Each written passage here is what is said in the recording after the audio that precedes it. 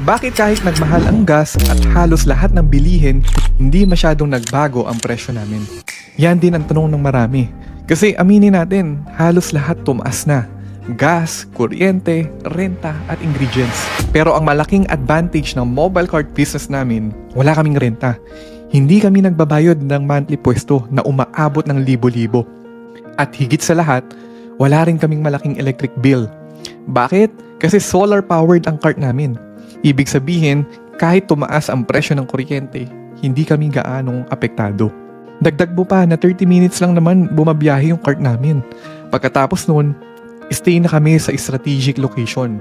Minimal lang ang operational expenses namin.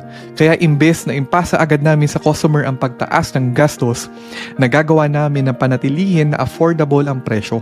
Ayan ang dahilan kung bakit kahit nasa gilid lang kami ng kalsada, marami kaming operation na umaabot ng 100k to 120k ang kita per month. Kung gusto mong malaman ang buong strategy at paano gumagana ang ganitong system, panoorin mo lang yung free masterclass namin. All glory to God.